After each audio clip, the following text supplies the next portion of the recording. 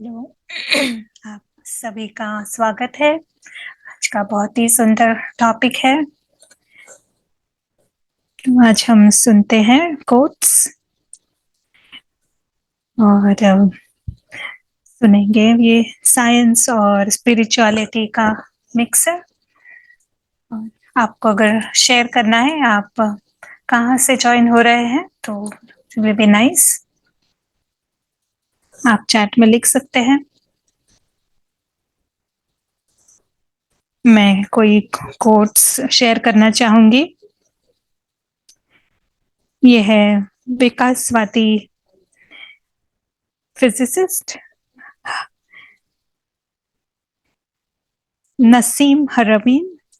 मस्तिष्क में चेतना की तलाश करना उद्घोषण के लिए रेडियो के अंदर तलाश करने जैसा है। ये बता रहा है कि जैसे कितना सेंसलेस है।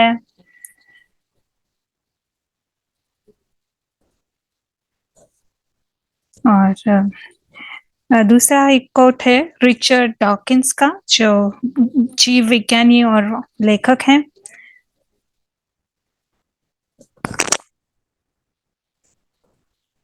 वो कहते हैं, हम जीवित रहने की मशीनें हैं। जीन्स नामक स्वार्थी अणुओं का संरक्षण करने के लिए आंख बंद करके प्रोग्राम किए गए रोबोट के वाहन। तो देश भर से, विश्व भर से हमारी रिट्रीट में सभी शामिल हो रहे हैं। सबका बहुत बहुत स्वागत हो और मैं ब्रदर प्रशांत को आमंत्रित करना चाहती हूँ। धन्यवाद। यहाँ से आपको शुभ शाम। थोड़े मिनट्स का हम कंसंट्रेशन, एकाग्रता की तरफ ध्यान देते हैं। मस्तिष्क को समझने से पहले हम हमारी वास्तविकता परे को अनुभव करेंगे। साइलेंस में आते हैं। 1 सेकंड के अंदर हम उस अनुभव में आ सकते हैं।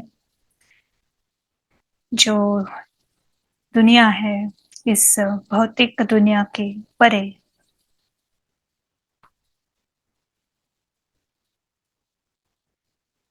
हम आंख खुली रख सकते हैं, आंख बंद कर सकते हैं। जो भी एकाग्रता के लिए उचित होगा वो हम कर सकते हैं। हम इस प्रदेश को लाइट लाल रंग में देखते हैं और हमारा अगला कदम है कि हम उस आकाश में हैं और वो लाइट हमारे चारों ओर है।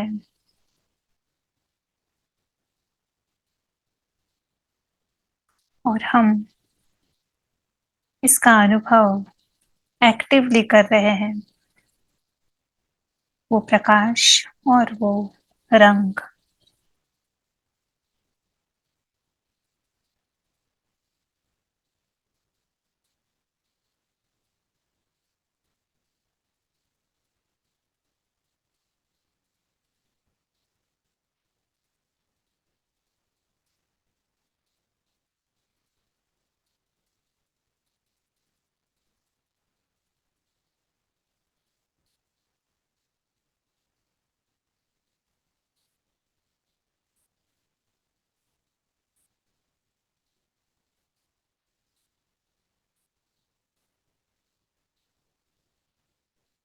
बहुत ही आसान तरीका है जिससे हम दूसरे विचार बंद कर सकते हैं,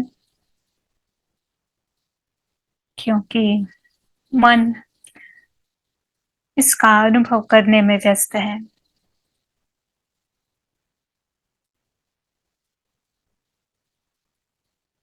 यही बहुत बड़ी सफलता है हर एक के लिए।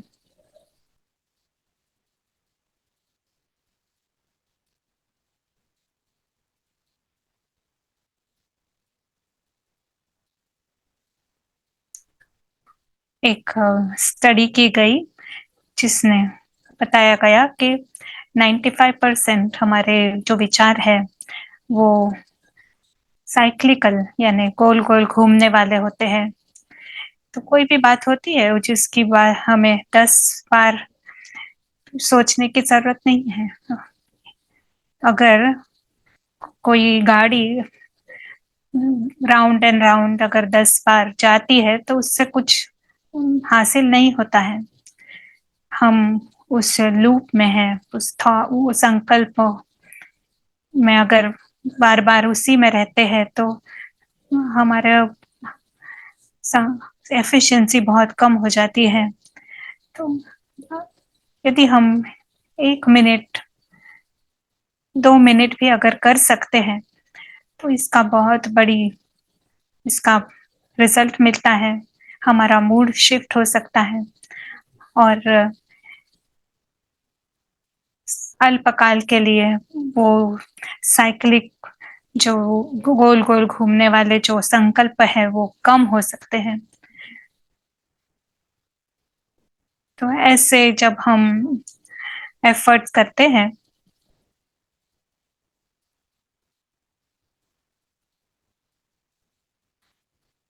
तो अगली प्रैक्टिस करना आसान हो जाएगा। तो अभी हम दूसरे प्रैक्टिस की ओर चलते हैं।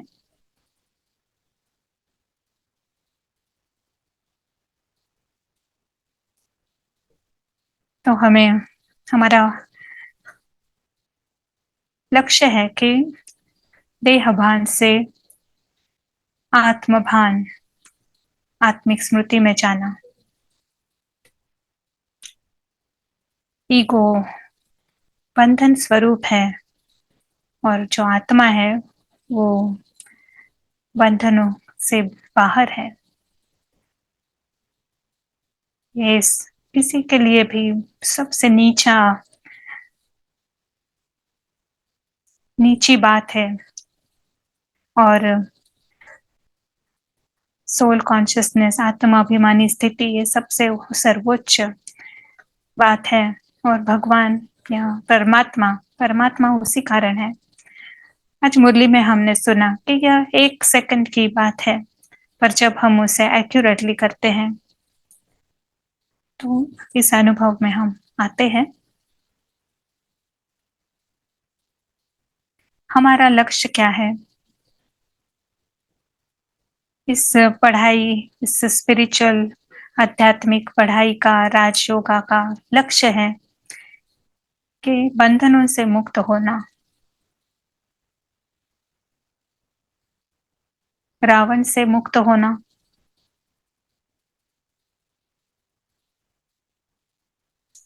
और विकर्मों से मुक्त होना।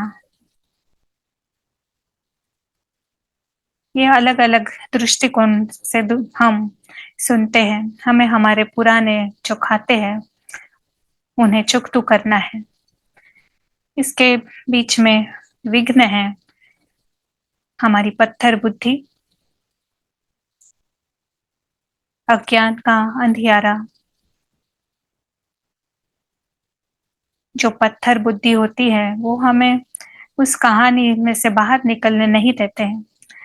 साइंस उस हद से सारा वर्णन करने का या समझाने का की कोशिश कर रहे हैं, पर इस कन्फ्यूजन में, भ्रम में अंधेरा है, अज्ञान है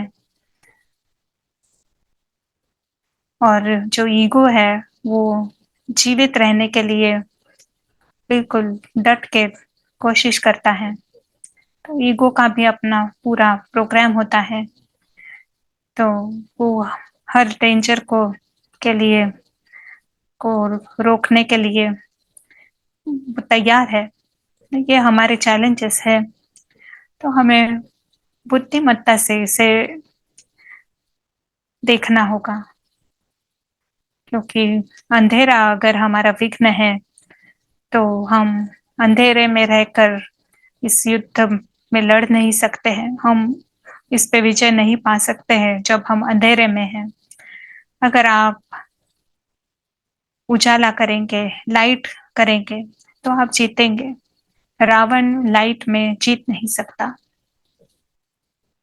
इसलिए हमारा पहला कदम है कि हम सब कुछ स्पष्ट देखें। बड़ा जो नक्शा है, उसे देखें। यात्रा की आत्मा की यात्रा को देखें, आत्मा के घर को देखें। पारस बुद्धि का प्रयोग करें। और वो इतना स्वाभाविक है कि एक बहुत छोटा-सा अति सूक्ष्म बिंदु है, उसकी यात्रा है, और यहाँ पे बिल्कुल अल्पकालिक कहानी के साथ वो है इस समय, बट उसकी दुनिया इससे परे है। अगला कदम है कि देखते हैं कि जो आत्मा पूरी तरह से कॉन्शियस है, जागृत है, वो कैसे देखती है। उसे हम कहते हैं अदृश्य साक्षी।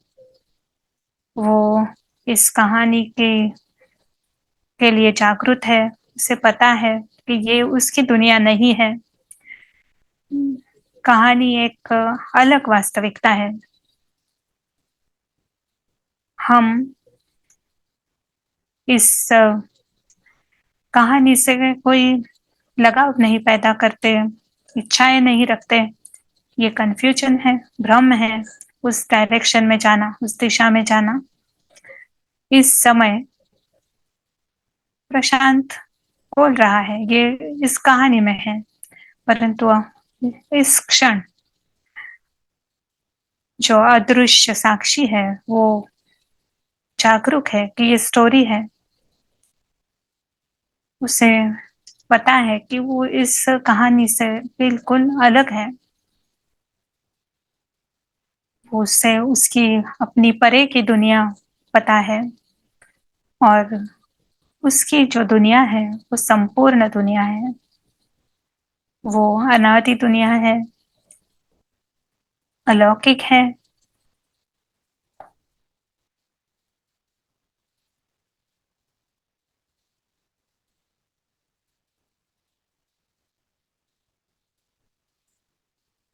साइलेंस की दुनिया है, और उसे पता है कि वो बहुत बहुत भाग्यवान है।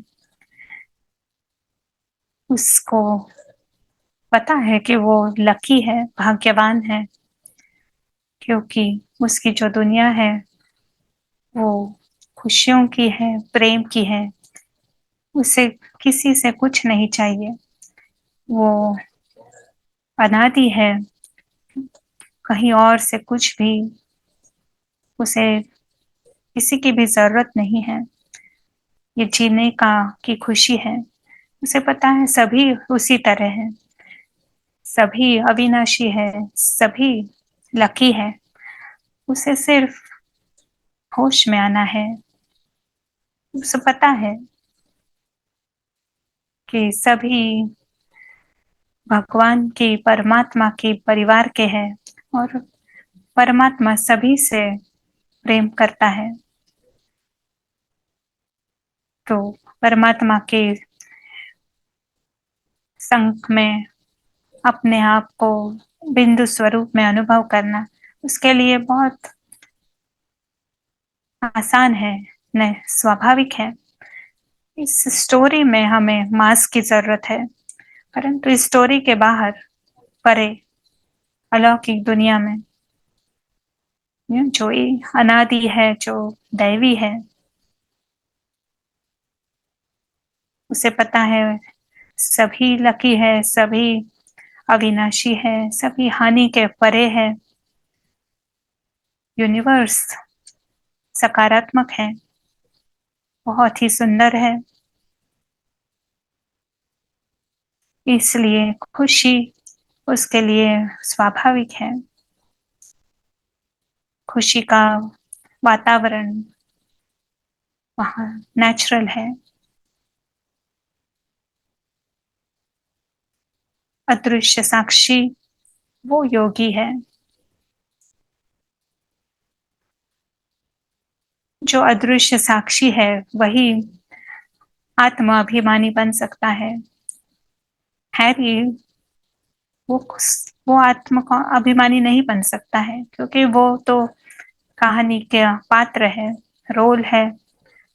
सिर्फ अदृश्य आत्मा योगी हो सकती है। उसे पता है कि वो भगवान को भगवान का है, वो भगवान के पात्र का, परमात्मा के प्रेम के पात्र का, प्रेम के पात्र है, भगवान के संग के पात्र है। वो बंधनों से मुक्त रहता है। ये स्पष्ट प्रकाश, पूर्ण प्रकाश जब उसे मिलता है, तो उसे समझ में आता है कि वो इस कहानी से पूरी तरह मुक्त है। रावण का कर्म क्षेत्र वो कहानी है। वो विकर्मों से मुक्त रहता है। अगर रावण नहीं है, और रावण अगर कार्यरत नहीं है, तो विकर्म अपने आप पिघलने लगते हैं।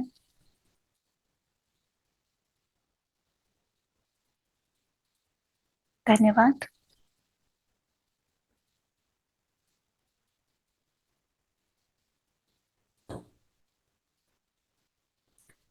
आज के विषय पर आते हैं। अभी तो देखते हैं कि क्या है ये विषय।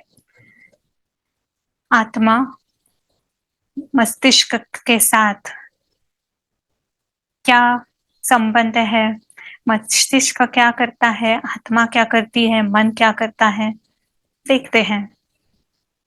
हमारी पूर्व चर्चा में हमने देखा है कि हम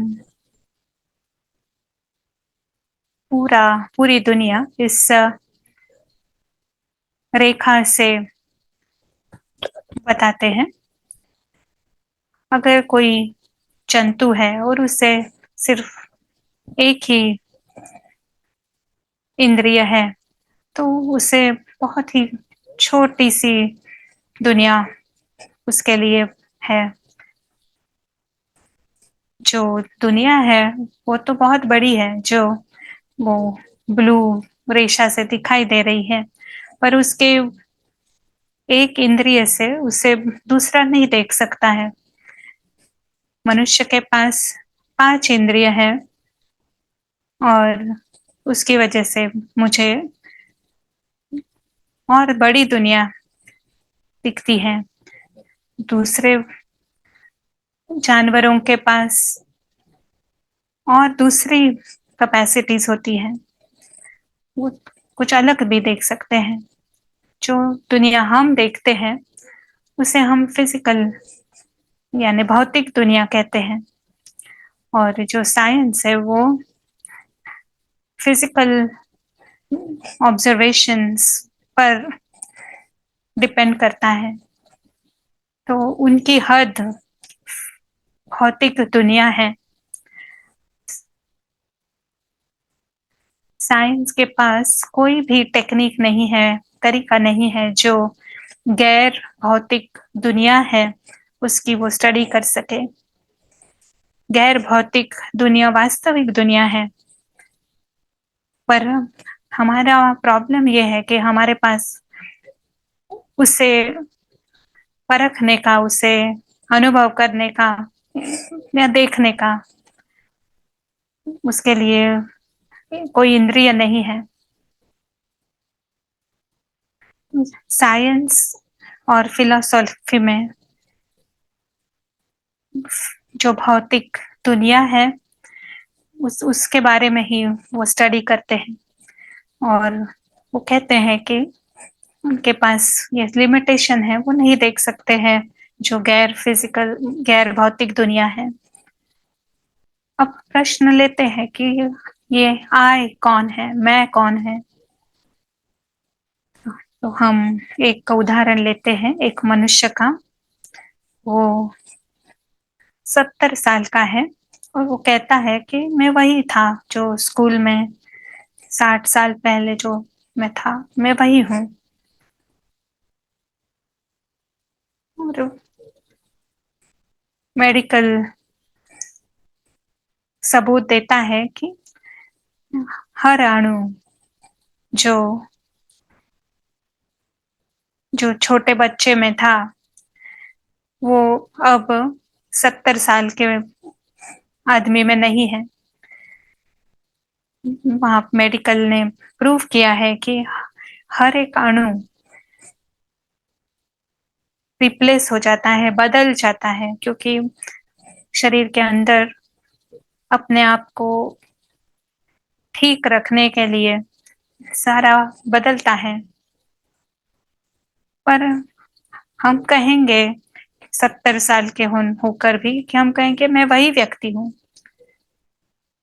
और तो आप किसकी बात कर रहे हैं जब आप कह रहे हैं कि हम वही हैं? तो हम अनुभवकर्ता की बात कर रहे हैं।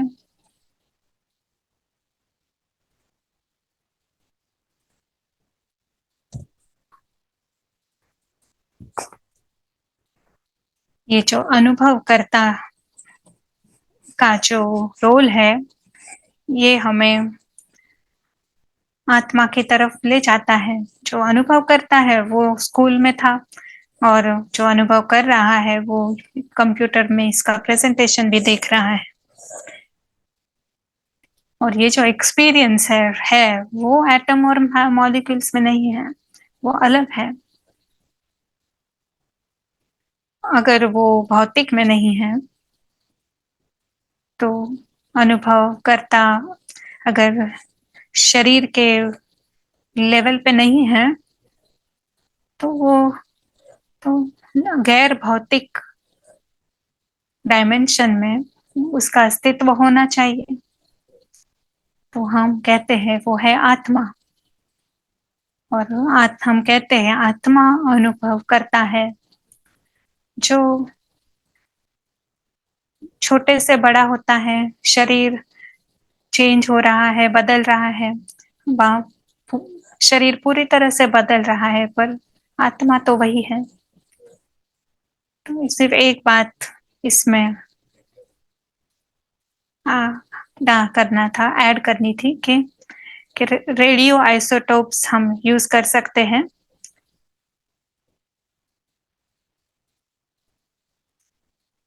तो उनमें जो चेंज बदलाव होता है वो स्कैन में हम देख सकते हैं। अगर आप कोई तरह के आइसोटोप्स शरीर में अगर डालते हैं तो 3 दिन के बाद हम देखते हैं कि वो सेम जो एटम्स है वो वहां नहीं होते हैं मस्तिष्क में।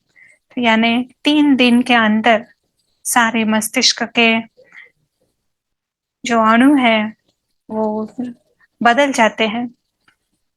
तो हम समझ सकते हैं कि इतने तीव्र गति से हमारा शरीर बदलता है। हम ब्रीद इन करते हैं, ब्रीद आउट करते हैं, और हमारे अंदर के मॉलिक्यूल्स अणु है जो कॉन्स्टेंटली सदा हमेशा चेंज होते ही रहते हैं, बदलते ही रहते हैं। जो हमारे अंदर अनुभव करता है, तो इस अनुभव के आधार पर अनेक दूसरे भी कार्य हैं। जो ये हमारी भावनाएं हैं वो भी अनुभव के आधार पर है। तो जो एक्सपीरियंस अनुभव करता है वो भावना का अनुभव करता है। जो हम हमारी जो यादें हैं वो भी अनुभव करता है। हमारी आदतें वो भी अनुभव के आधार पर है। हमारा व्यक्तित्व हमारे अनुभव पर है। हमारी हमारा जो व्यक्तित्व है वो हमारे अनुभवों की यात्रा से बदलता रहता है। और ये हमारे जो संकल्प है, वो भी अनुभव के आधार पर है। ये ये बहुत ही महत्वपूर्ण कार्य है जो अनुभव करता है।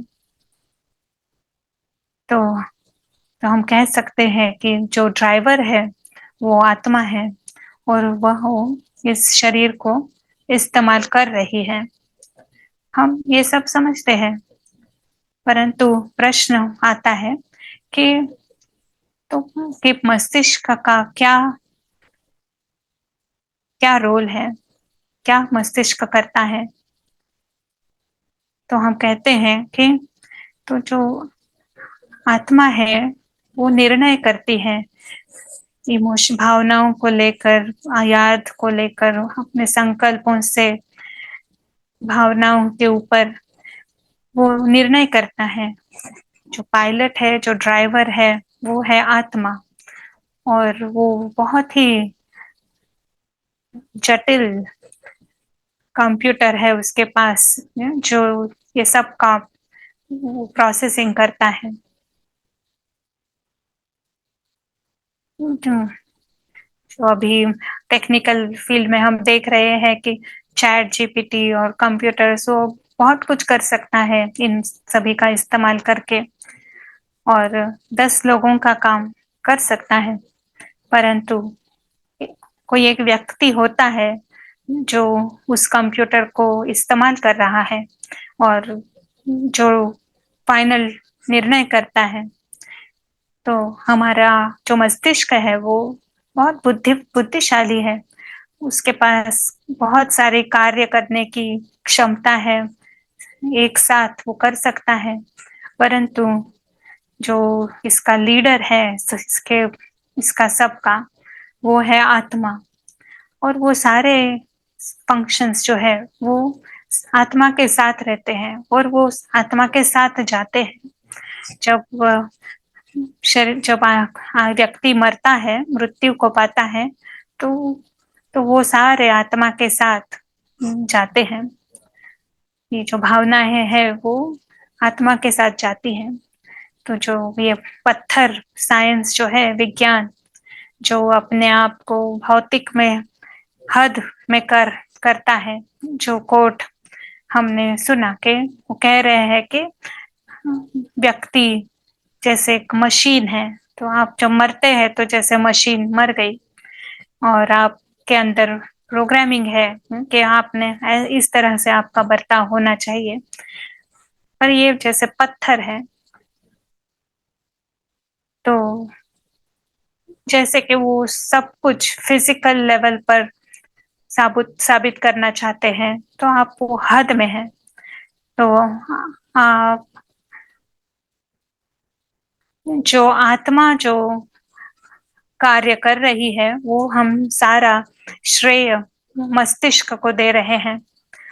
तो ये जैसे कि क्या आप जो व्यक्ति बोल रहा है उसे देख नहीं रहे हैं कि रेडियो स्टेशन में आप जो व्यक्ति वास्तविक में बोल रहा है वो आप नहीं देख रहे और आप पूरा श्रेय रेडियो को दे रहे हैं कि रेडियो ने इतना सुंदर गीत सुनाया, कितनी अच्छी बातें कही।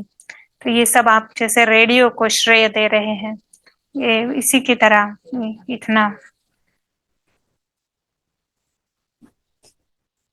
तो अभी हम एक वीडियो देखने वाले हैं। यहाँ पे एक केस है जो एक आत्मा किसी और के शरीर में अवतरित हुई। तो ये जो केस है वो डॉक्टर्स ने स्टडी किया और उसका फॉलो अप भी किया कई सालों बाद और वह बात उन्होंने देखी कि वैसी ही रही।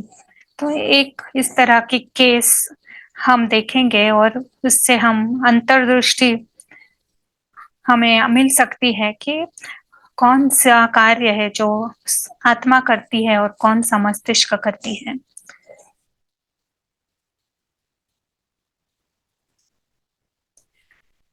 डॉक्टर पर्शिचा के सभी केसेस पूर्व जन्मों की यादों से जुड़े हुई नहीं थी। ग्रामीण भारत में उन्होंने एक ऐसा किस्सा देखा कि जिसमें एक मरी हुई व्यक्ति को वापस जिंदा पाया गया, पर किसी अन्य आत्मा के ऊपर शरीर पे कब्जा कर लिया था। में 1985 में शरदपुरा नामक गांव में एक शादीशुदा युवती को अचानक दौरा पड़ा और जैसे कि वह मर चुकी है ऐसा प्रतीत हुआ। उसके पिता के सामने यह हुआ था। तो वो पिता अभी कह रहे हैं कि वो जब जिंदा हुई तो उसने किसी को नहीं पहचाना और वो अलग तरह से बात कर रही थी और उसकी बोलचाल में फर्क पड़ा। तो उसने उसने कहा मैं मेरे हस्बैंड तो कहीं और रहते हैं और मेरे माता पिता का घर कहीं और है। हम तो पहले आश्चर्य में हो गए। सुमित्रा ने कहा कि वो जो फोटो में देख रहे हैं वो है जिसका नाम शिवा है, एक जवान पत्नी जिसके मृत्यु के बारे में न्यूज़पेपर में रिपोर्ट था। उसके घर के पास रेल रोड के पास उसका शरीर पाया गया, परंतु शिवा ने सुमित्रा के शरीर में थी उसने बताया कि उसकी हत्या की गई है। उसके ससुराल वालों ने यह जताने की कोशिश की कि वह आत्महत्या है। उसके पति को न्याय दिलाने के लिए बहुत कोशिश की गई। हत्या के आरोप से कोर्ट में सुनवाई भी कराई गई, परंतु पर्याप्त सबूत नहीं होने के कारण वो दोषी नहीं ठहरा गया। शिवा के पिता ने इसे सुनने के बाद वो मिलने गए। तो उसने बताया वो कौन थी, पहले बचपन, उसके बच्चे। तो उसको मैंने अपने घर लाया, तो मेरे पत्नी को मैंने अलग रूम में रखा और दूसरी जो औरतें थी, लेडीज, उसको बताया, पूछा कि इसमें से आपकी मम्मी कौन सी है। तो वो बोली कि मेरी मम्मी तो इसमें है नहीं। तो जब वो वहां दूसरे रूम में गई तो फिर उसने मम्मी को ढूंढा और जैसे ही दिखे तो उसने कहा मम्मी, और फिर रोने लगी।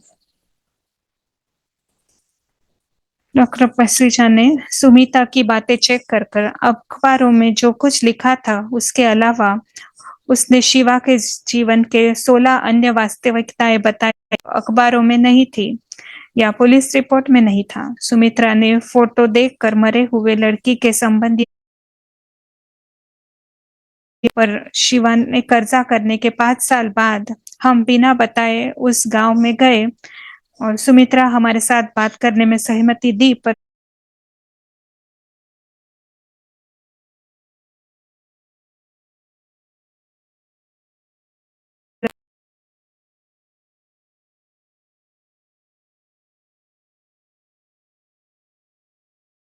की हूँ, पर बार बार सुमित्रा नहीं बन सकती, मैं शिवा हूँ। तो आपको कोई बात याद है सुमित्रा के बारे में? तो उसने कहा नहीं, मुझे तो कोई याद नहीं है। आपको शिवा के बारे में क्या क्या याद है? जैसे वो 2 बच्चे थे और मुझे किस तरह से मेरी हत्या की गई वो भी मुझे मैंने आपको बताया। उनके व्यक्तित्व में और व्यवहार में बदलाव देखा। सुमित्रा पहले नंगे पांव रहती थी, कभी स्कूल नहीं गई थी, पर अब वह स्कूल टीचर की पढ़ी लिखी बेटी की तरह नजर आती थी। उसका पहनने का और पाँव में चप्पल पहनने लगी, साड़ी अलग तरह से पहनने लगी। उसके पति को जो सर से संबोधित करती थी वो उसने चेंज किया। अभी पहले वो उसके बहन के भाई इस नाम से बुलाती थी, अब वो सीधे संबोधन करने लगी। और उसको पहले लिखना नहीं आता था, अब इस परिवर्तन के बाद वो लिख पढ़ सकती थी। अभी वो वाक्य लिख सकती थी और पढ़ भी सकती थी।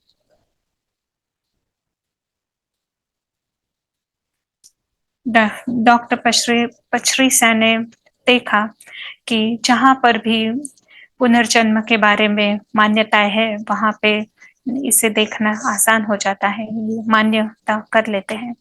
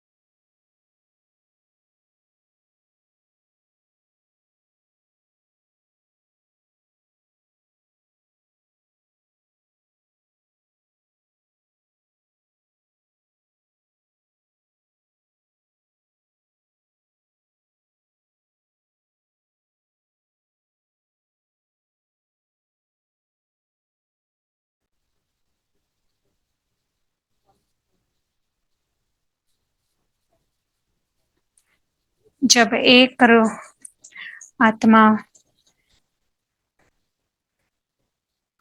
आगे बढ़ी तो क्या हुआ?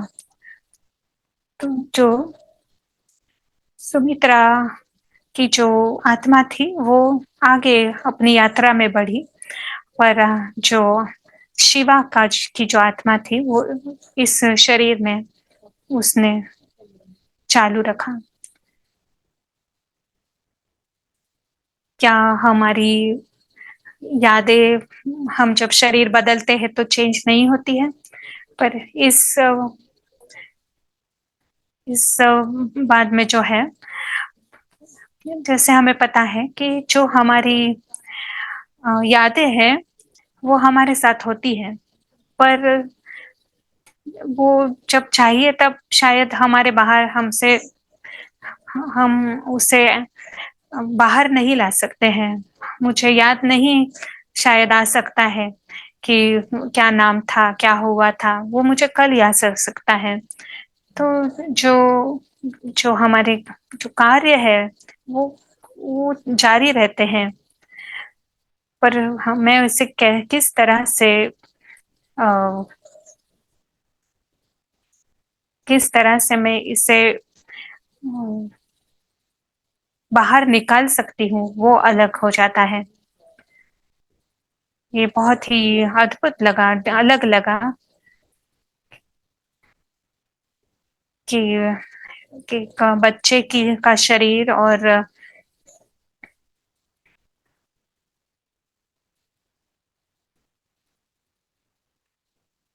छोटा बच्चा होता है, वो जो उसे याद है वो बोल नहीं सकता है, पर जब वो शरीर बड़ी होती है तो तो वो बोल सकता है, नए नई यादें आ जाती हैं, और हम पुरानी यादें भी हम याद कर सकते हैं। क्या ये कॉमन है कि कि कि आत्माएं दूसरे शरीरों में अवतरण करते हैं? मैं इसे कॉमन नहीं कहूँगा।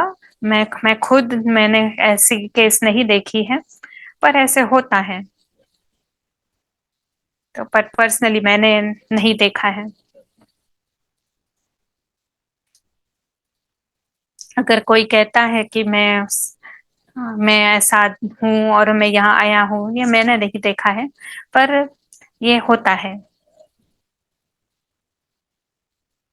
जो हो सकता है। परंतु इससे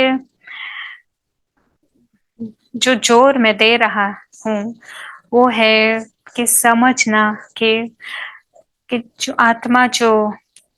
आत्मा का जो रोल है और मस्तिष्क का जो रोल है वो उस उसको देखना है हमें।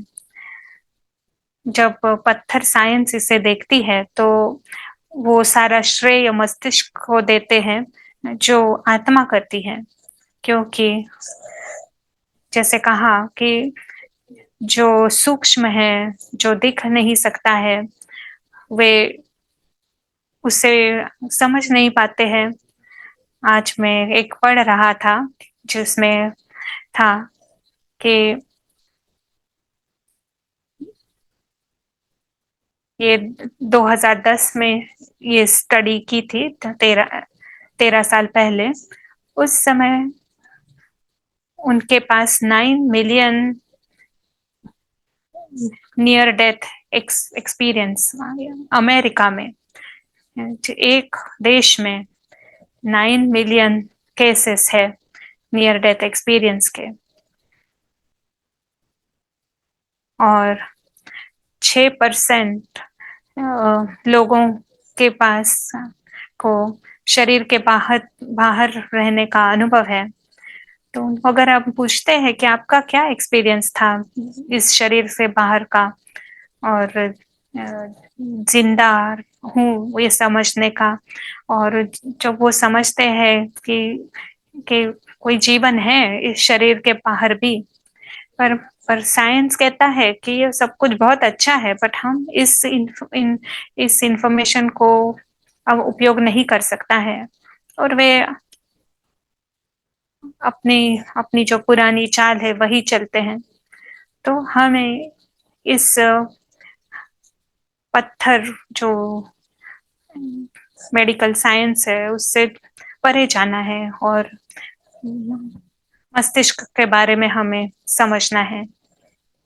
तो ये एक भाग था हमारे डिस्कशन का। अगर आपका कोई दूसरा प्रश्न नहीं है तो प्रश्न है, पर हम पहले प्रश्न लेते हैं। जो ट्रांसप्लांट के जो पेशेंट्स होते हैं उनको अचानक नई टेस्ट आती है, नई स्किल्स मिलती है, तो ये क्या हम ऐसे इसे एक्सप्लेन कर सकते हैं? तो ये ये स्पेकुलेशन है कि किसे कैसे हम स्पष्ट करें कि ट्रांसप्लांट में क्या होता है कि कोई किसी को लिवर यानी यकृत किसी और का दिया जाता है, तो वो देख उन्हें उन्होंने देखा कि अचानक कोई नई तरह की टेस्ट आ जाती है। लाइक उसको पहले पिज़्ज़ा पसंद नहीं था, बट पर अभी उसे पिज़्ज़ा पसंद आ गया और देखा गया कि वो जो जिससे वो किडनी मिली है उससे वो पिज़्ज़ा पसंद पता था। तो ये सब टेंडेंसीज ये कहाँ से आती है कि, और यहाँ पे मेरा जो स्पष्टीकरण है कि वो जो आत्मा है जो वो समझती है कि ये मेरा मेरी मेरा लिवर है, और उसे लगता है कि मैं वहां आऊं। हाँ, वो बड़ा शिफ्ट नहीं करता है, पर टेम्पररली आ सकता है। बट कोई केस में पार्शली पहले वाले आत्मा रहती है, बट दूसरी आत्मा भी आ सकती है थोड़े समय के लिए। तो ये स्पष्ट करता है मुझे कि ऐसी डिजायर क्यों आती है, ऐसी इच्छा कुछ अलग इच्छाएं क्यों आती है, जो डोनर दान जिसने किया है वो उसके उसके बाद जारी रहती है। जब ट्रांसप्लांट जब होता है तो वो जब वो मृत्यु के बाद जब ये डोनेशन होता है उसकी बात है। तो आज वीडियो में जो हमने कहानी सुनी शिवा की, कि क्या इसमें पुरानी अ,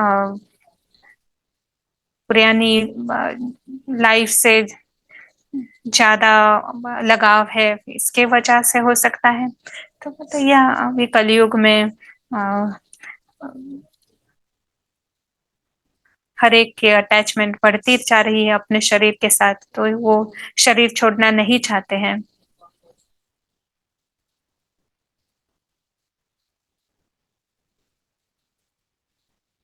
क्या किस क्या इसमें कॉन्फ्लिक्ट हो सकता है कि कौन बॉडी यूज करे, पहले वाली आत्मा या अभी आत्मा? तो यहाँ पे कोई स्पष्ट कॉन्फ्लिक्ट नहीं होता है, पर ये पूरी तरह से खुशी की लाइफ नहीं हो सकी, तो थोड़ी अशांति होगी। परंतु केसेस जहां पर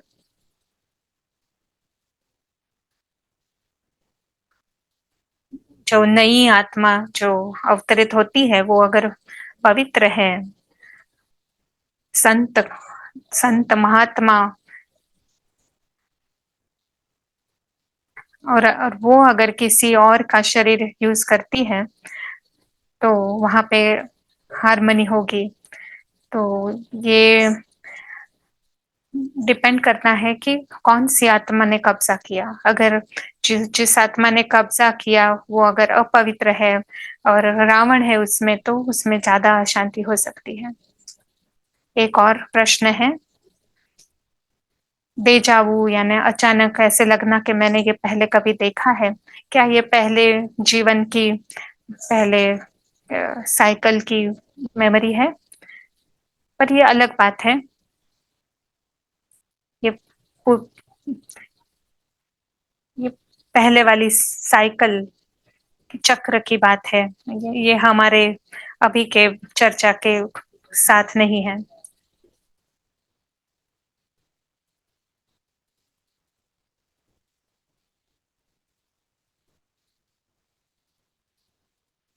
जब ऑर्गन ट्रांसप्लांट होता है तो क्या अ, आत्मा की भी शक्ति ट्रांसफर होती है? ये अलग तरह से समझ सकते हैं, पर ये सारे ही स्पेकुलेशंस हैं।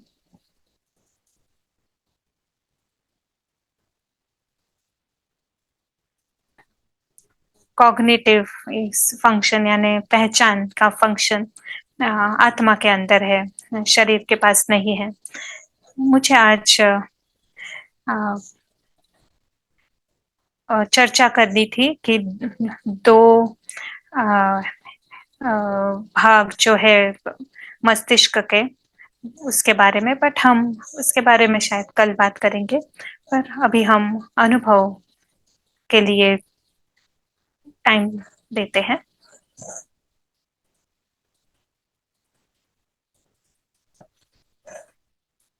एक बार हमें समझ आ जाती है कि आत्मा की वास्तविकता क्या है और उसका पूरी तरह से स्वावलंबन, सोल आत्मा पायलट है, ड्राइवर है, और शरीर गाड़ी है जो ड्राइवर इस्तेमाल करता है। मैं यह इमेज बना रहा हूँ जो बताएगा कि यात्रा में आत्मा के साथ क्या होता है। आत्मा बहुत बहुत भाग्यवान है।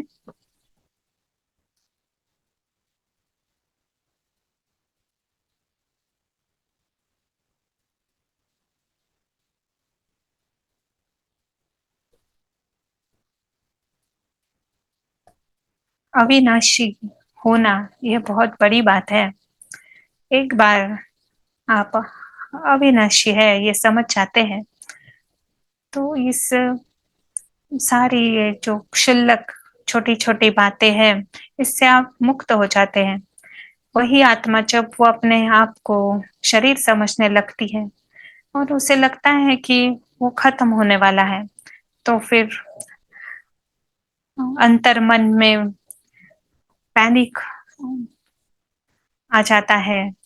तो उसे लगता है कि उसे जिंदा रहना है। उसे अगर अगर सारा मोरालिटी वो अगर भूल जाता है तो वो फिर लाइन क्रॉस कर देता है। तो फिर वो हिंसा में जा सकता है। और ये सभी होता है एक ही कारण है कि वो समझते हैं कि वो विनाशी है। जैसे ही आप समझ जाते हैं कि आप अविनाशी हैं, आप हानि से परे हैं, ये कहानी किसी को भी हानि पहुंचा नहीं सकती है। तो किसी भी कारण से आपको आपकी मोरालिटी, नैतिकता और आपकी जो वैल्यूज है उसे आपको छोड़ना की जरूरत नहीं है। आपकी खुशी, आपकी अ, संतुष्टता, इसे छोड़ने की जरूरत नहीं है। ये गुस्सा, ये हिंसा, अशांति, इसमें जाने की जरूरत नहीं है। ये अदृश्य खिलाड़ी हमेशा खुश रहता है, शांति में रहता है। उसका जीवन ही प्रेम का जीवन है और वो जानता है कि उस पूरा यूनिवर्स ही सकारात्मक है। उसका उसका स्वाभाविक स्वरूप ही खुशियों का है। वही उसकी डोमिनेटिंग फीलिंग है, मेन फीलिंग है कि सभी अच्छे हैं। सकारात्मक यूनिवर्स।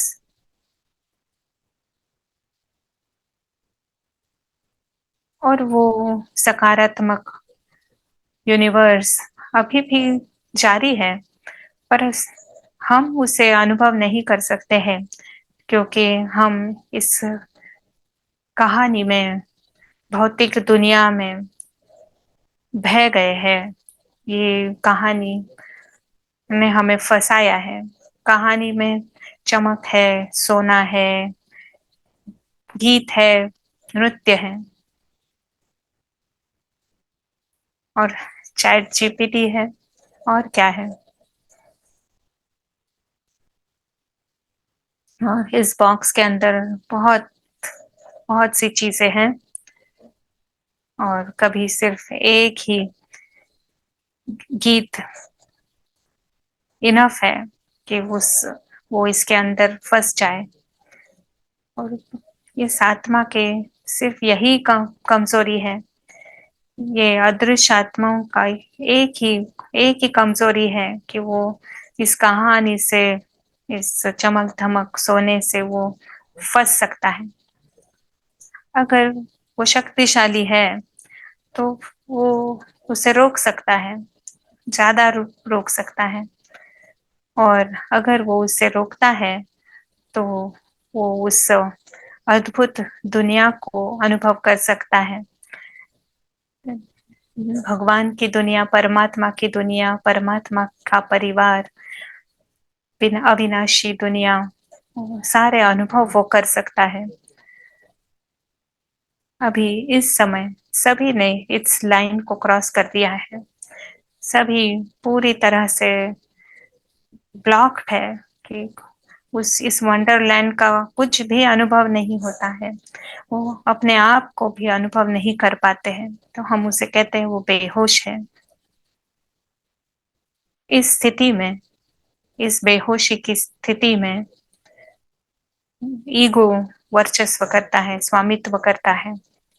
ये सुमित्रा और शिवा की कहानी में सुमित्रा ने शरीर छोड़ा, इसीलिए शिवा की आत्मा ने उस शरीर पर कब्जा किया।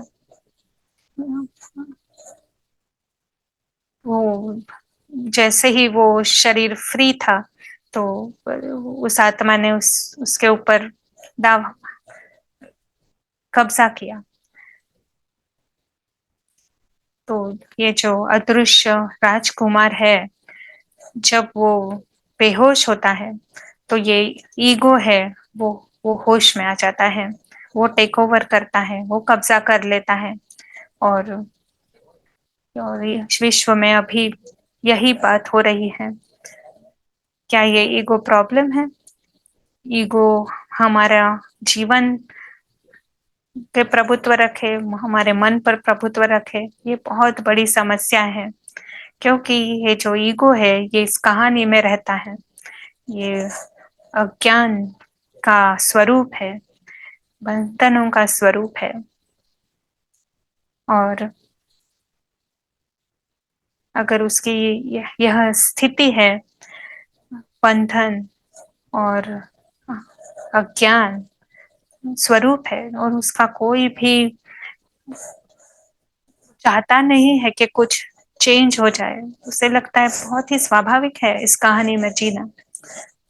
और हमारे बड़ी बड़ी संस्थाएं हैं, साइंस इसी लेवल पे रहती है कि कहानी है वही वही उनके लिए मायने रखता है। और मुझे कुछ नहीं चाहिए। बड़े बड़ी किताबें लिखी गई है, बड़े बड़े विषय है, यूनिवर्सिटी में पढ़ाए जाते हैं, पर इस अज्ञान के साथ ही वो आगे बढ़ रहे हैं। और बंधन उनके लिए बिल्कुल ही स्वाभाविक लगता है। इसलिए इसकी इसका जो परिणाम है वो है भोगना, और जिसका कोई कारण नहीं है, क्योंकि ये सारा जैसे कि बना बनाया है। आप अज्ञान के कारण, बिना कारण दुख झेलते हैं। सभी भगवान के घर के हैं, उनका अपना घर है। वास्तविकता में वो इसका एक सेकंड भी एक अनुभव नहीं कर पा रहे हैं। वो झगड़ने के लिए, लड़ने के लिए तैयार है, और लोभ है, या बिना कारण दुख झेल रहे हैं। आपको कुछ ऐड करना है इसमें?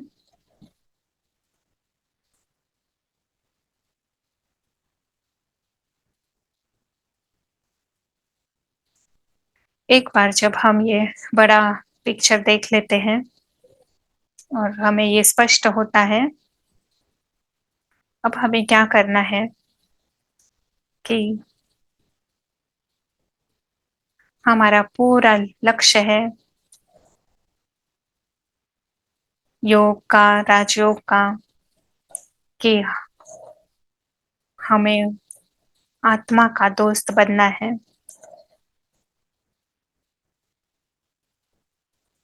हम हमें सत्य का दोस्त बनना है, हमें वापस सत्य में आना है। हमें हमारे वास्तविक मैं का दोस्त बनना है, और इस असत्य ईगो को हटाना है।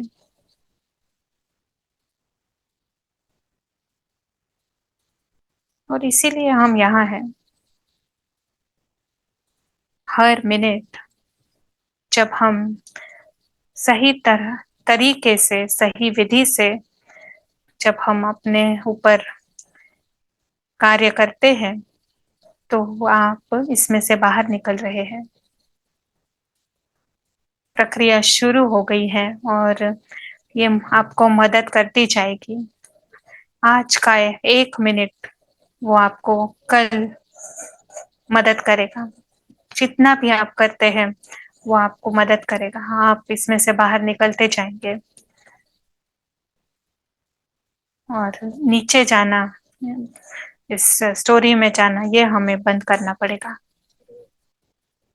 अगर आप एक स्टेप ऊपर जा रहे हो और 2 स्टेप अगर नीचे जाते हैं, तो आप उस लाइफ को, जीवन को क्या कहेंगे? एलिसन क्या बता सकती है? तो स्टेप ऊपर जाएंगे, 3 स्टेप नीचे आएंगे, तो उस जीवन को क्या कहेंगे?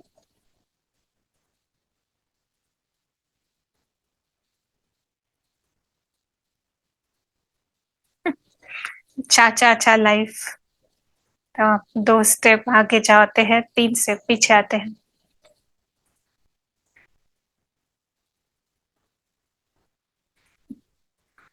या मनोरंजन लगता है, बट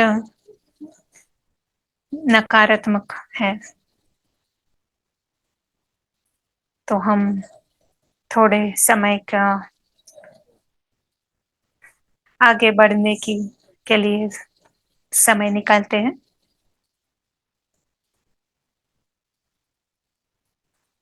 जैसे ही हम पारस बुद्धि का प्रयोग करते हैं, पारस इस नक्शे को हमें देखने में मदद करता है। बहुत ही अद्भुत बात है। इसे, इस बड़े बड़े चित्र को देखना, इस भौतिक दुनिया को एक कहानी की तरह देखना, ये हमारा ईगो रोक देता है। ईगो फिर आगे नहीं बढ़ता। जब हम देखते हैं कि कोई भी बंधन इस स्टोरी में, इस कहानी में पैदा करना, ये कितना कितना एब्सर्ड है, अस्वाभाविक है। और हमारे पास स्टोरी के, कहानी के के लिए कोई भी कंप्लेन करने जैसा नहीं है, कोई शिकायत नहीं है।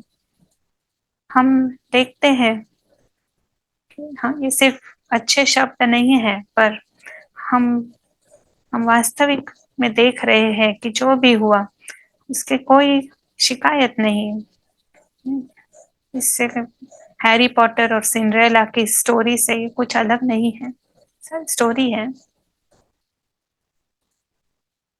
परंतु ये जो बुद्धि है, वो हमें इस कहानी के परे आने के लिए मदद करता है। और वो इस कहानी के परे सत्यता है, कहानी के परे साइलेंस है।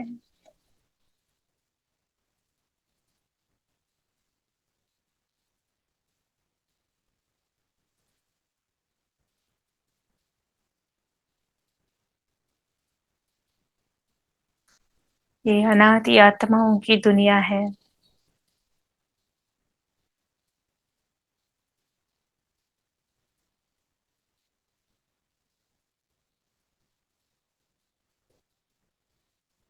ये हम सभी का घर है।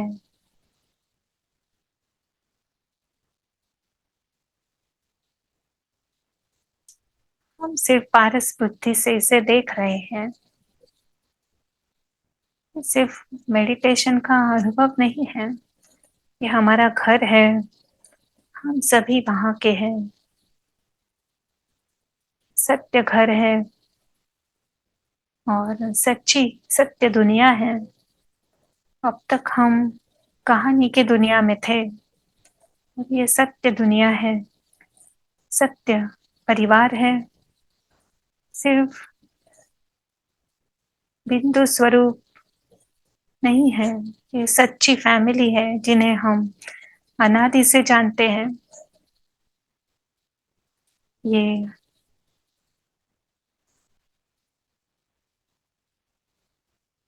हमारे सच्चे दोस्त का भी घर है, जो आत्मा का दोस्त है, सत्य का दोस्त है, जो स्वयं हमेशा सत्य में रहता है। ये दुनिया शुभ है। किसी को कोई चीज की जरूरत नहीं, किसी को कोई हानि होनी नहीं सकती। यह अविनाशी दुनिया है, इसलिए शुभ है।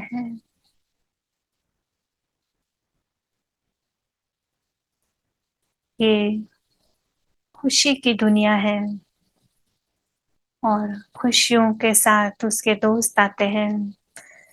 संतुष्टता, शांति, हल्कापन, सब कुछ शुभ। बस हमने जो किया है वह है कि हमारे सर्वोत्तम बुद्धि का प्रयोग किया, और जो हम पाते हैं वो बहुत ही मूल्यवान और बहुत ही सुंदर है। और सबसे महत्वपूर्ण बात कि हम इस नीची वाली कॉन्शियसनेस से, चेतना से हम बाहर आ जाते हैं। इस ईगो को खत्म कर देते हैं। सोल अब होश में आ रहा है। सोल देख रहा है इस दुनिया को, अपनी दुनिया को, अपने जीवन को। जैसे हम हमारी यात्रा जारी रखते हैं, हम इस बहुत सुंदर सत्य को याद रखेंगे।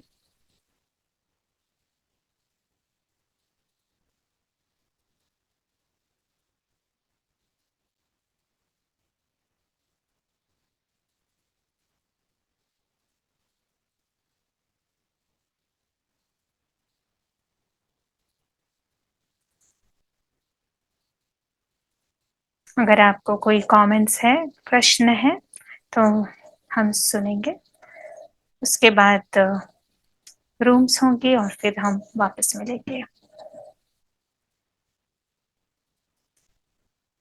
बहुत अप्रिसिएशन लगा इस डायग्नोसिस का, कि हम इस ईगो को इतना महत्व देते हैं, पर इतना लिबरेटिंग लगा, मुक्त लगा कि कैसे आत्मा उस शरीर को यूज करती है।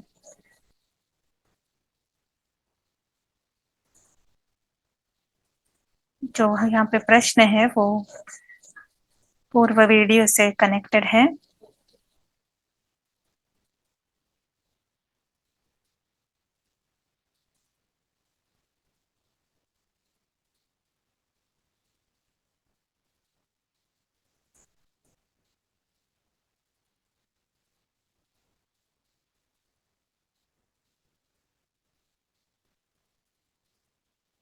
ये दो में फर्क क्या है कि कर्म में आने का जो हमें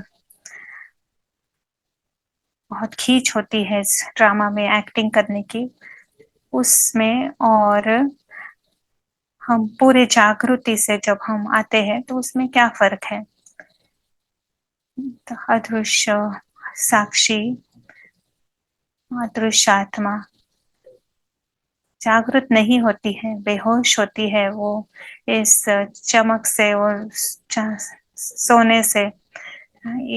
वो इतनी आकर्षित हो जाती है कि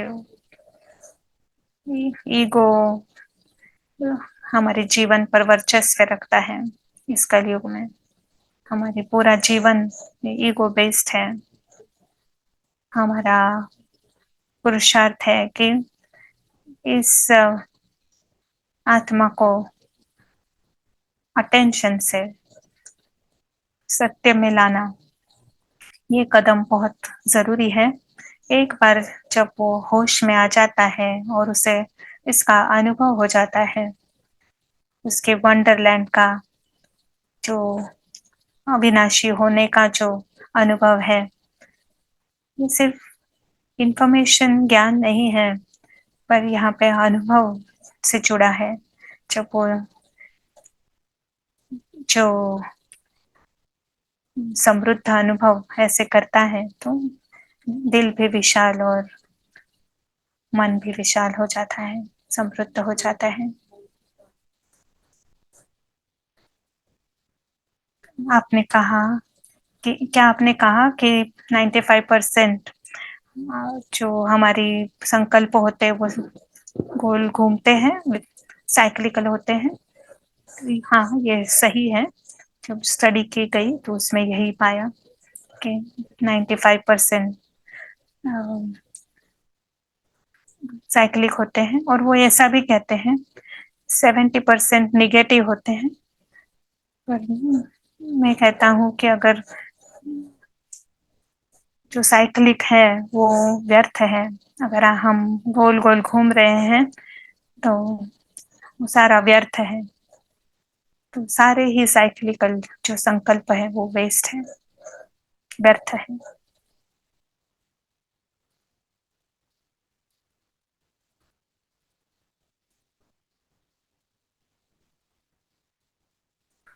जिसको बाइपोलर कंडीशन होती है, क्या वहां पे दो आत्माएं हो सकती है? हमारे नहीं, ये सही नहीं है। हमारे पास भी अलग अलग टेंडेंसीज होती है। कभी हम इस रेंज में होते हैं, कभी हम अलग रेंज में होते हैं। किसी की रेंज कम हो सकती है, किसी की ज्यादा हो सकती है।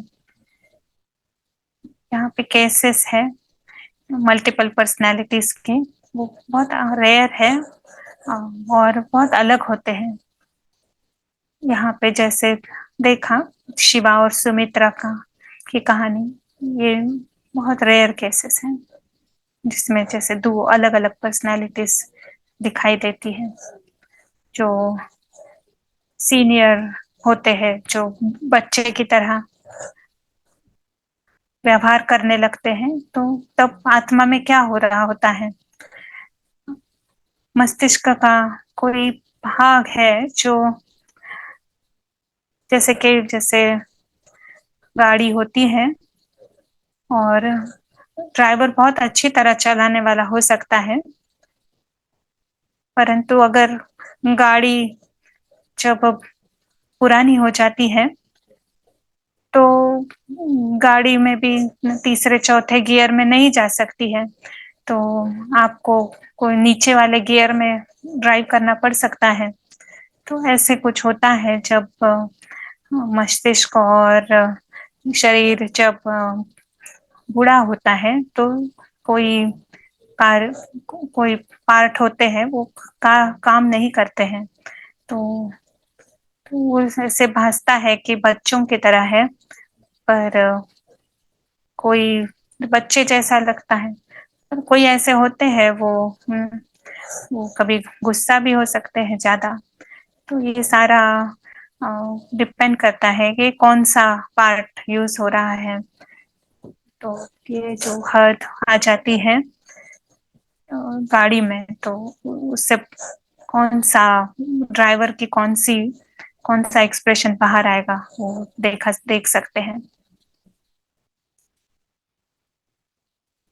तो ये बहुत अच्छा है अलग अलग बातें समझना। प्रश्न है,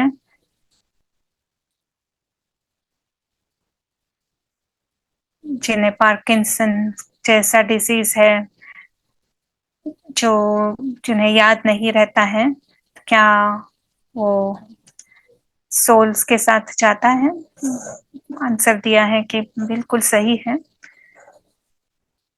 हमें कभी लगता है कि उन्हें डिमेंशिया है, याद नहीं रहता है, पर जिस दिन वो जो शरीर छोड़ता है वो उसे सब कुछ याद आ जाता है। जैसे कि वो पूरा उसे सब याद आ गया है, सभी सबको लगता है कि एकदम ठीक हो गए, पर वो, वो शरीर छोड़ देता है। ये उन्हें पता नहीं चलता है कि ये लास्ट फेज है। सम थोड़े पेशेंट्स के साथ ये भी देखा गया है। थोड़े घंटों के लिए ऐसा हो सकता है, किसी कोई के साथ ऐसे होता है कि वो पूरे दिन के लिए वो ऐसी स्टेट में होते हैं। क्या होता है कि उतने समय के लिए उन्हें शरीर से वो बंधन मुक्त हो जाते हैं।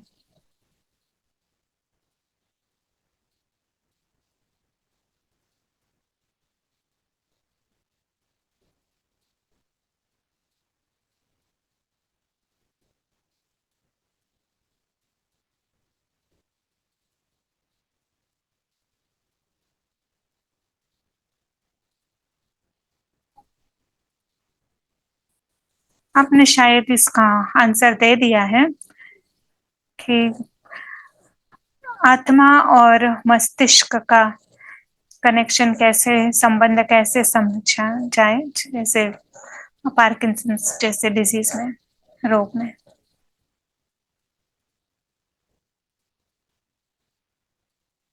क्या हम मस्तिष्क को ज्यादा एफिशिएंट बना सकते हैं या आत्मा को?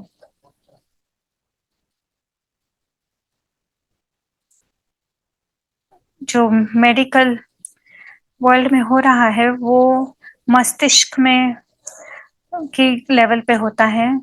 वो मस्तिष्क में कोई चीजें ब्लॉक कर सकते हैं, अलग अलग चेतना है वो ब्लॉक कर सकते हैं। पर और देखते हैं कि हाँ भी देखते हैं क्या होगा, और फिर देखते हैं कि 70% लोगों में अगर ये ब्लॉक किया जाए तो फिर वो खुश हो जाते हैं। तो वो सारा मस्तिष्क के लेवल पे फिक्स हो रहा है। पर जो आध्यात्मिक दुनिया में हो रहा है, हम आत्मा के ऊपर काम करते हैं। जब आत्मा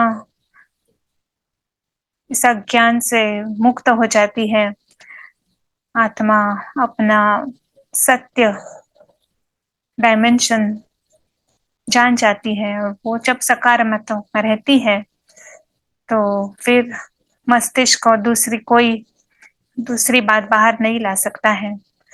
कोई भी परिस्थिति हो, कुछ कोई भी पार्ट चल नहीं रहा हो मस्तिष्क का, तो फिर जो भी आउटकम है वो सकारात्मक ही होगा। तो अगर आत्मा में से पूरा रावण निकल गया है, तो जो भी मस्तिष्क पे लेवल पर है वो हमेशा सकारात्मक ही होगा। वो ज्यादा रचनात्मक नहीं होगा अगर मस्तिष्क के हद के आधार पर, बट उसका जो फल होगा, जो सार है, वो सकारात्मक ही होगा। कितना लिबरेट करने की फीलिंग है, मुक्त होने जैसे लग रहा है।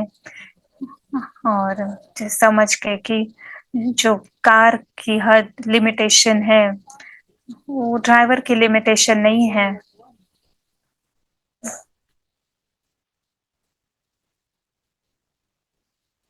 अब हम यही रोकेंगे और अब हम रूम्स में जा सकते हैं। रूम के लिए कोई क्वेश्चन अगर है तो आप बताइए। क्या हमने लाइन क्रॉस की है?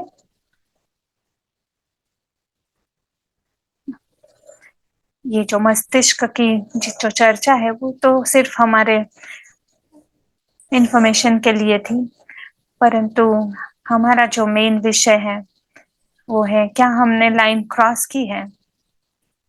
हम लाइन के कौन सी तरफ हैं?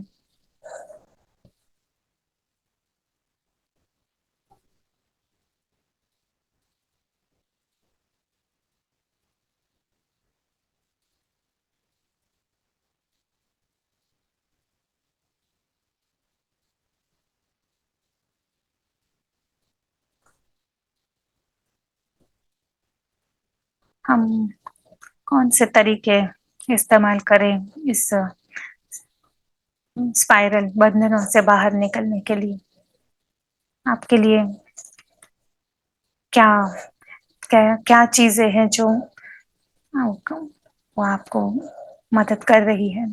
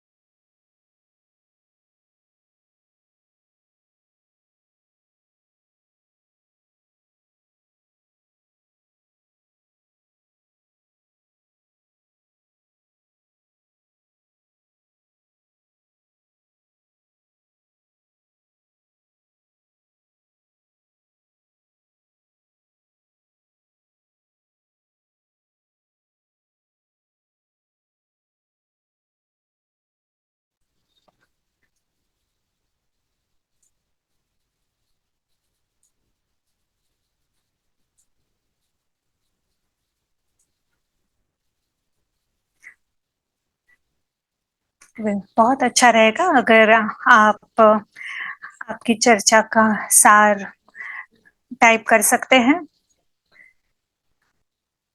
इस सब्जेक्ट को हमने सिर्फ छेड़ा है, बट कितना बहुत वास्ट है।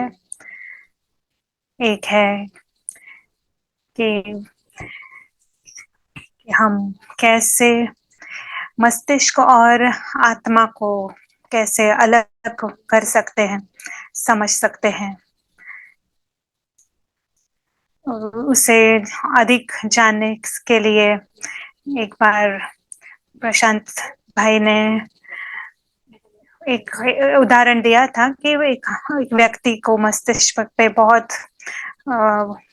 चोट आई थी सिर पर वो एकदम बिल्कुल ठीक तरह से अपना अपना अपना कार्य कर रहा था। तो डॉक्टर्स भी सरप्राइज थे कि ये कैसे कर रहा है। पर ये आज के डिस्कशन से हम समझ सकते हैं कि जो अनुभव करता है उसके अंदर जो है वो बाहर आता है।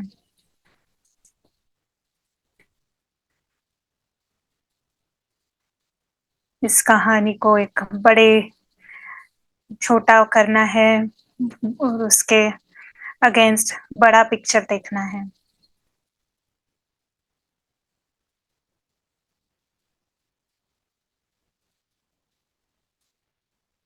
जो केस आप कह रहे थे कि नॉटिंघम यूनिवर्सिटी में एक स्टूडेंट है जिसने ग्रेजुएशन हुआ उसका एक ग्रेड में और बहुत अच्छा उसका स्कोर रहा और उसके ब्रेन में कुछ हाइड्रोसेफेलस था। तो उसका 10% सिर्फ 10% ही ग्रे मैटर काम कर रहा था, वो बाद में देखा गया। बट सिर्फ यही बात यही नहीं है, बहुत सारी केसेस हैं कि इस तरह का पैटर्न हम देख सकते हैं कि कि हम समझा नहीं सकेंगे कि मस्तिष्क को देखकर कि ये कैसे हो सकता है। उन्हें अभी भी पता नहीं है कि इसे कैसे स्पष्ट किया जाए। उनके पास कोई अच्छा उत्तर नहीं है मेडिकल की दुनिया में।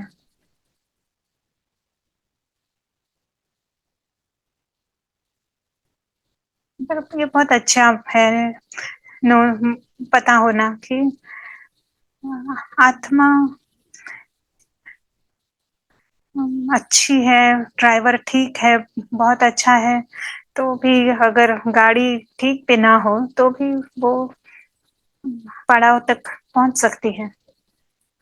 एक और मिनट हम साइलेंस में जाते हैं।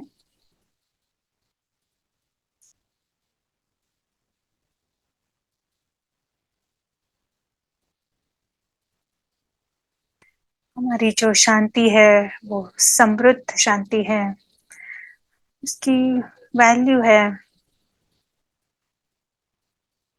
जब अदृश्य साक्षी होश में आता है। जैसे ही वो होश में आता है खेल ही बदल जाता है, क्योंकि उसकी दुनिया अलग है। वो सकारात्मक विश्व जो है वो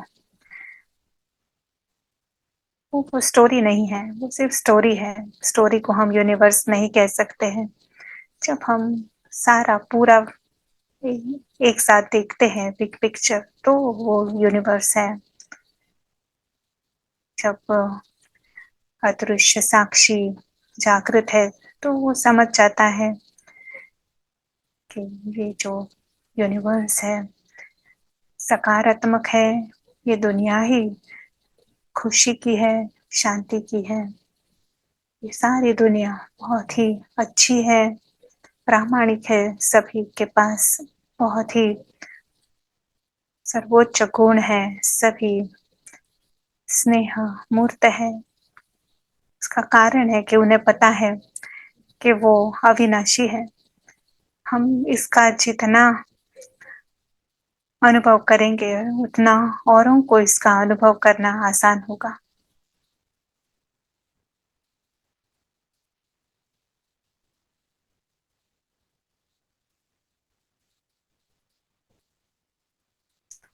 ना हमारा ध्यान ईगो बेस्ड पैशन से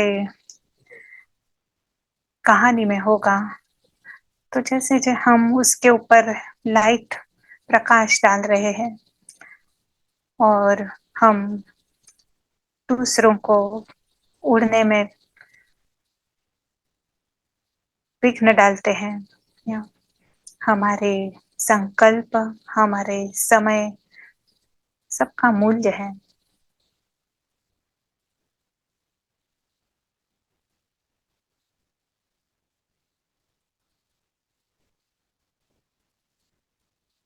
हम ये चित्र देखते हैं कि चींटियों का घर एक तरफ, एंटिल, और दूसरी तरफ है आकाश। आकाश में जो जो होता है, उनकी दुनिया इस चींटी की दुनिया से बिल्कुल ही अलग है। चींटी की दुनिया में सारे पूरी तरह व्यस्त है कि उन्हें पता ही नहीं कि ये आकाश का भी अस्तित्व है। ईगो से भरी जी जीवन, यानी हम चींटी की दुनिया में हैं। हम बड़ी चींटी बनने की कोशिश कर रहे हैं, वहां से चिपचिपा मीठा कलेक्ट कर रहे हैं, संग्रह कर रहे हैं, और की पत्थर बुद्धि है, अंधेरे में है, और जो ईगो है उसको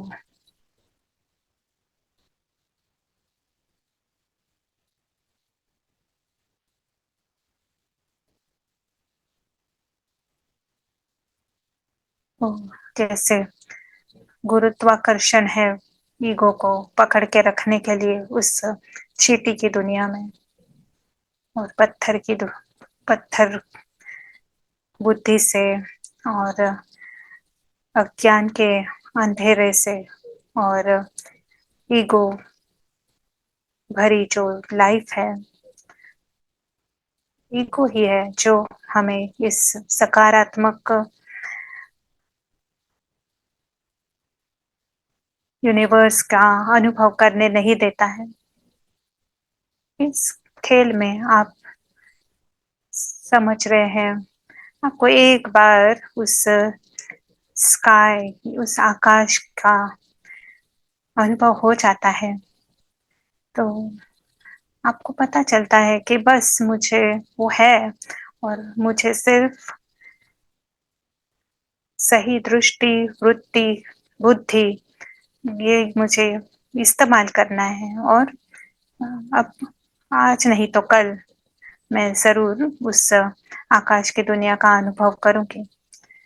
ये एक सेकंड की दुनिया, एक सेकंड का खेल है, पर हमें ये प्रोसेस शुरू करनी पड़ेगी।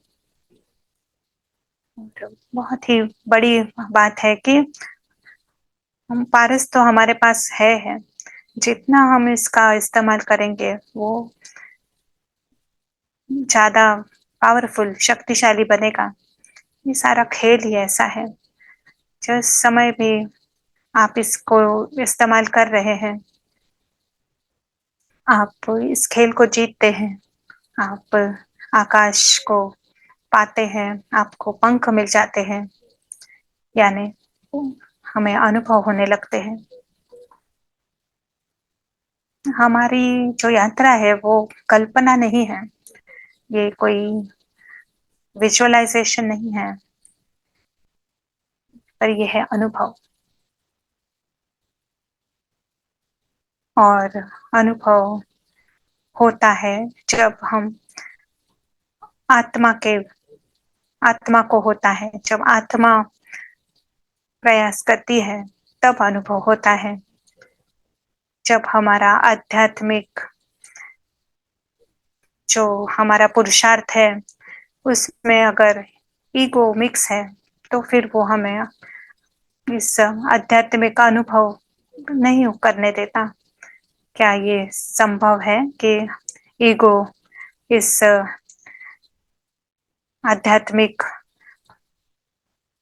जर्नी में या हमारे मेडिटेशन में या हम जब सोल कॉन्शियस होने का होने की कोशिश करते हैं, क्या ईगो इसमें मिक्स हो सकता है?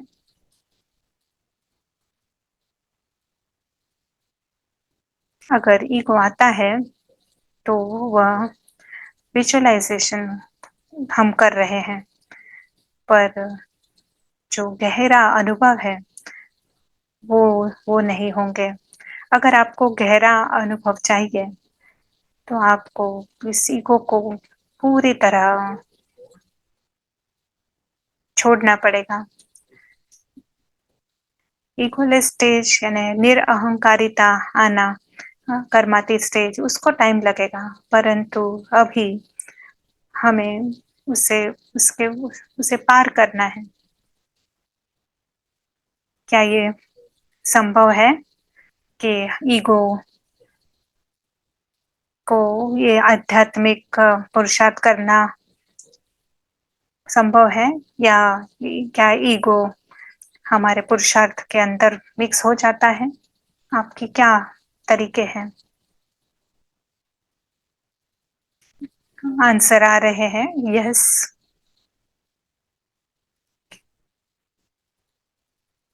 क्वेश्चन, ये प्रश्न है कि कैसे इस ईगो को हम छोड़े, कि हम इस चींटियों के घर में हैं और इस चींटी की अवेयरनेस से हम हम्बल हो रहे हैं, निरहंकारी हो रहे हैं, अच्छी चींटी बन रहे हैं। तो आंसर है कि सही पढ़ाई करने से, आज से कल तक हम इसके लिए हम समय देंगे, बार बार जब भी हमें समय मिले। आप कभी भी पछताएंगे नहीं इससे, कि हमारा लक्ष्य है कि हम आकाश से शुरू करें। हम कल इसके बारे में और डिटेल्स में देखेंगे, पर आप आकाश से शुरू कीजिए। नीचे से शुरू करने के बजाय, नीचे से ऊपर जाने के बजाय ऊपर से ही शुरू कीजिए और नीचे आइए। ये अभ्यास आप जब सुनते हैं कमेंट्री में, तो ये है कि हम कहते हैं कि इनविजिबल यानी अदृश्य खिलाड़ी इस बॉक्स में आ रहा है, इसके ऊपर अटेंशन दे। और ये इनविजिबल अदृश्य साक्षी जो है, वो अदृश्य मुसाफिर है, वो यहाँ पे मेहमान है। जब आप वहां से शुरुआत करते हैं तो कम चांस है कि वो हमारे रोल के साथ, हैरी के साथ मिक्स हो जाए, कहानी के साथ मिक्स हो, कहा उसका चांस कम हो जाता है। ईगो का ईगो का इंटरफियरेंस, मिक्स होना कम हो जाता है। और हमें कहानी में आने की कोई जल्दी नहीं है। आप जब इन तो इनविजिबल अदृश्य जो साक्षी है उसका सत्य देखे स्पष्टता से, यही है योग। उसका जीवन देखे परम मित्र के साथ, वो अविनाशी है, वो उसकी जो दुनिया है वो परम है, परम घर से है, वो परम धाम से जो अविनाशी है, अनादि है। उसका परिवार दैवी है, सारे शाही है, राजकुमार है, बहुत अच्छे हैं। इसे देखिए और इसका अनुभव करें, क्योंकि वहां से हमने शुरुआत की, तो फिर ईगो को बीच में आने का संभावना उसकी कम हो जाती है और ये अनुभव गहरे होने लगते हैं। छोटे-छोटे अनुभव आएँगे बट उसके बाद गहरे होंगे। इस अनुभव को जो रोकता है वो है ईगो। जब हम सोल कह रहे हैं पर हम हैरी के साथ उसे मिक्स कर रहे हैं, बट हैरी तो स्टोरी का है, कहानी का है। हैरी आत्मा नहीं है। तो इस आत्मा को बिल्कुल क्लीन देखना है, अलग देखना है।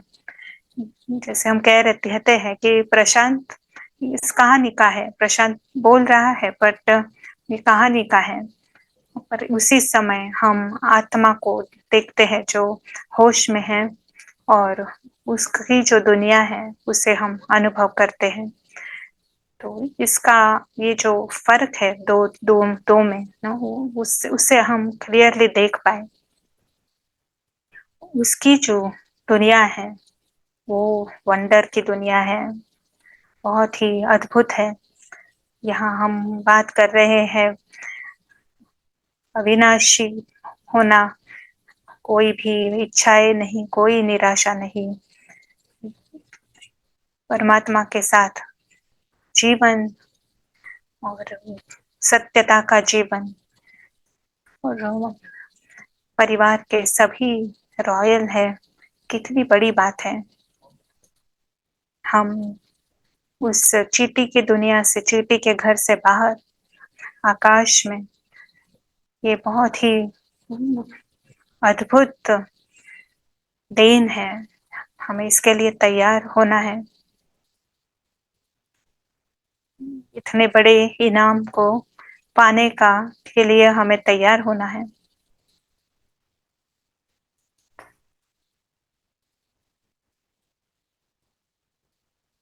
Very good. कोई फाइनल संकल्प, आखिरी संकल्प?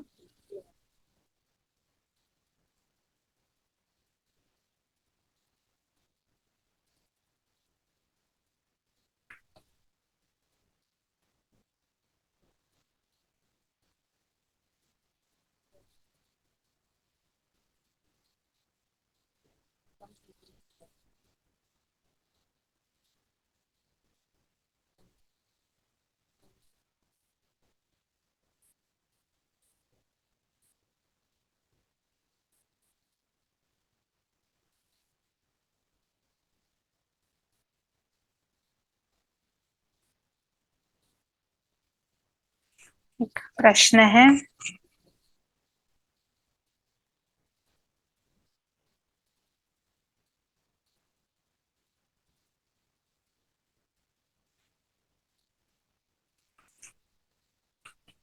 ऐसी चीजें हैं जो हमें बता सकते हैं कि अभी हम बॉडी कॉन्शियस में से सोल कॉन्शियस हो गए हैं। अगर हम सोल कॉन्शियस है तो तो, तो हमारे इंटरेस्ट और हमारे अनुभव आकाश से होंगे, और अगर ईगो है तो हमारी जो पैशंस जो है और जो इच्छाएं है वो एंट वर्ल्ड के कनेक्टेड होंगी, वहाँ पे पैशन होगी। कोई भी भावनाएं जो इस चींटी की दुनिया से है, क्या हो रहा है, वहाँ की एक्साइटमेंट, वहाँ पे आकर्षण, अगर वो स्काई के लिए है तो आप सोल कॉन्शियस है और आत्मा वहाँ पे राजा है उतने मिनट्स के लिए।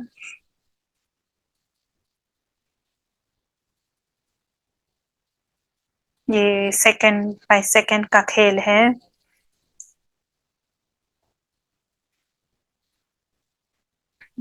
हम सभी इस खेल में हैं।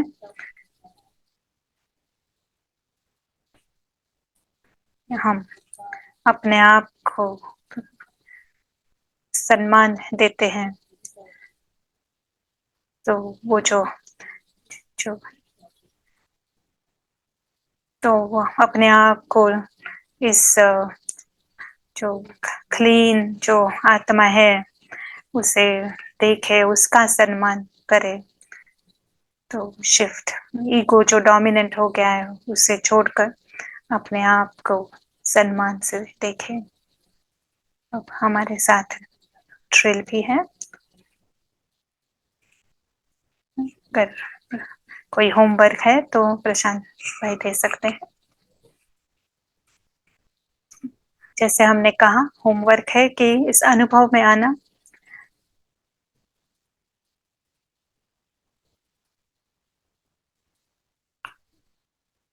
ईगो बेस पुरुषार्थ और आत्मा का पुरुषार्थ, इसके बीच में क्या डिफरेंस है, क्या कैसे ये अलग है, इसे इसे देखना है।